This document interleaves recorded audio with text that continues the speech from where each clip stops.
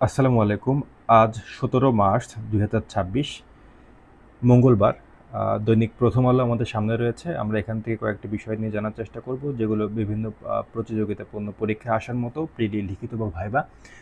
আসেন শুরু করি।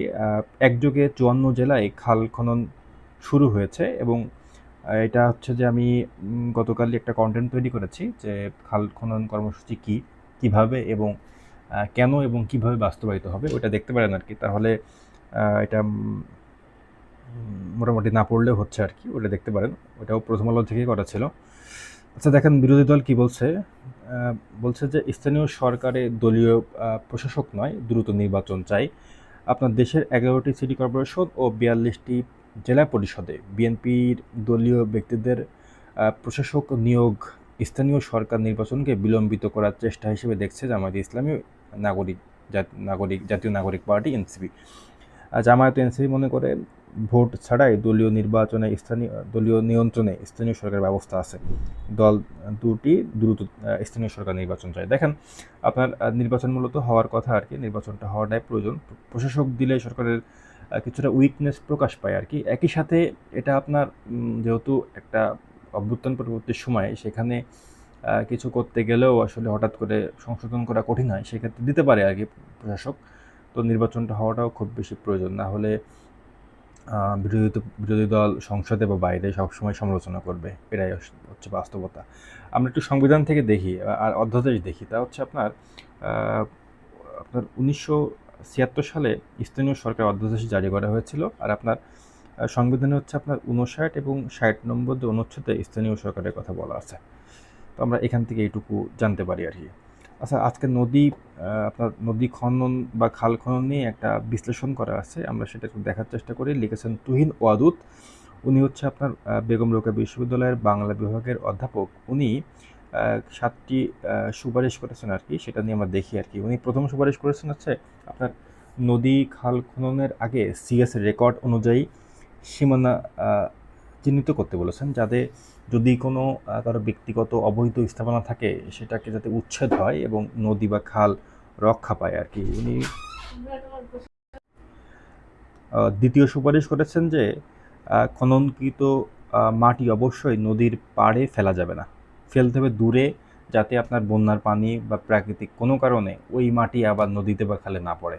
উনি ৩য় যে সুপারিশ করেছেন বা প্রস্তাব করেছেন তা হচ্ছে আপনার নদীকে কখনো খাল হিসেবে উল্লেখ করা যাবে না, আবার খালকেও নদী করা যাবে না আরকি। এক্ষেত্রে আপনার জাতীয় নদী রক্ষা কমিশনের যে নদীর বা খালের যে আসলে আপনার সংজ্ঞা আছে ওইটাকে মেনটেন করাটা প্রয়োজন। তাহলে আপনার নাম পরিবর্তনও হবে না, পাশাপাশি ওটার একটা সক্রিয়তা বজায় থাকবে আরকি। আপনার ৪ নম্বর উনি বলছেন যে আপনার নদী খাল খননে অবশ্যই শিফটিংকে গুরুত্ব দেওয়া যাবে না। না দিয়ে আপনার প্রস্থ কতটা হলো এটাকে গুরুত্ব দেওয়া লাগবে। উনি ৫ নম্বর যে সুপারিশ করেছেন তা হচ্ছে নদী খাল খননে উপজেলা, জেলার আপনার বিভাগ ভিত্তিক সমন্বয় কমিটি করতে হবে। তাহলে দেখা যাবে যে আপনার গণ্যমান্য ব্যক্তিরা, সাংবাদিক বা বিভিন্ন সামাজিক কর্মকাণ্ডে জড়িত ব্যক্তিরা তারা এসে একটা অজডকে ভূমিকা পালন করতে পারবে। একই সাথে এই কাজটির একটা জবাবদিহিতা নিশ্চিত হবে আরকি।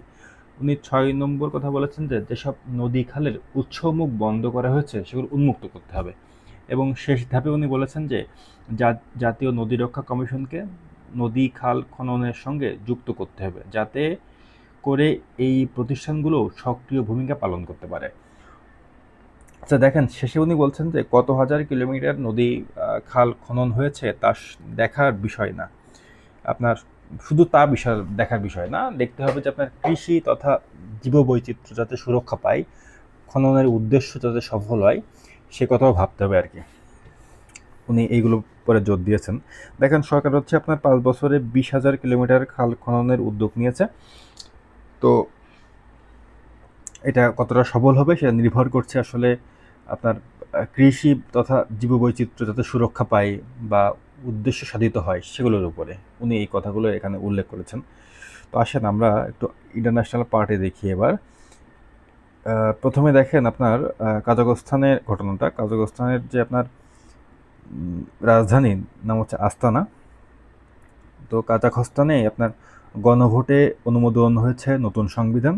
এখানে যিনি প্রেসিডেন্ট, উনার হচ্ছে এই মানে এই আপনার নতুন সংবিধানের ফলে কি হয়েছে, ওনার 2029 সালের পরেও ক্ষমতায় থাকার একটি পথ তৈরি হতে পারে, এমন ধারণা করা হচ্ছে আর কি। আবার দেখেন আপনার কানাডায় সামরিক কেনাকাটায় জোর দেওয়া হয়েছে। কানাডার রাজধানী হচ্ছে আপনার অটোয়া। কেন করা হয়েছে? কারণ অনেকাংশে কানাডা নির্ভর করে যুক্তরাষ্ট্রের উপরে। এই নির্ভরতা কমাতে চাচ্ছে তারা। একই সাথে তারা আসলে অনেক মিত্র দেশ খোঁজার চেষ্টা করেছে। আর আপনার এখানকার যে প্রধানমন্ত্রী মার্ক কার্নি, উনি কিন্তু আপনার মানে এর আগে কানাডারও অর্থমন্ত্রী ছিলেন, পাশাপাশি অর্থমন্ত্রী না, গভর্নর ছিলেন। পাশাপাশি কিন্তু আপনার ইউকেতেও গভর্নর ছিলেন। এটা একটা খুব কম দেখা যায় বা নজিরবিহীন ঘটনা আর কি। পরে মার্ক কার্নি কানাডার আপনার প্রধানমন্ত্রী নির্বাচিত হন। আচ্ছা দেখেন, উগান্ডায় কি হয়েছে। উগান্ডার রাজধানীর নাম হচ্ছে আপনার কাম্পালা। আপনার এখানকার বিরোধী দলীয় নেতা, উনি দেশ ছেড়েছেন আর কি।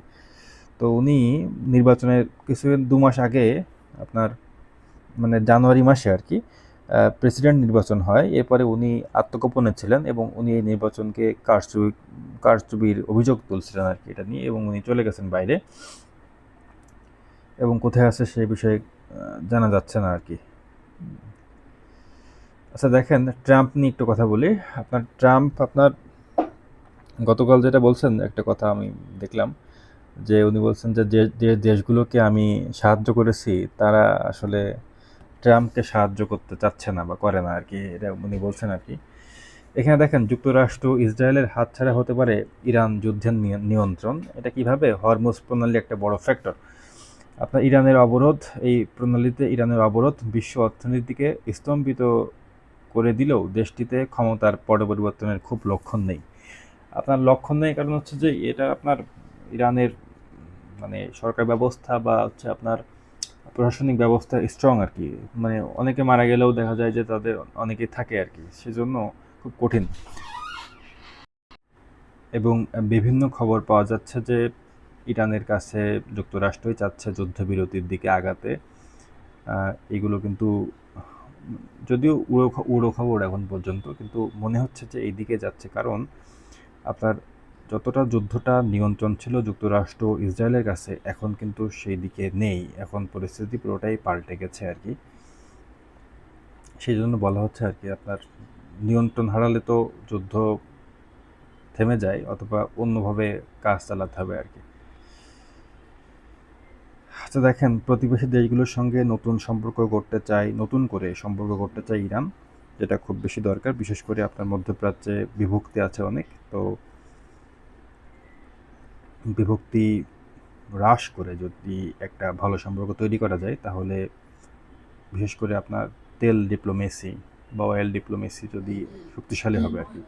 একে বলা হয় ব্রাউন আপনার ইকোনমি। আচ্ছা, আজকে এই পর্যন্তই। আসসালামু আলাইকুম।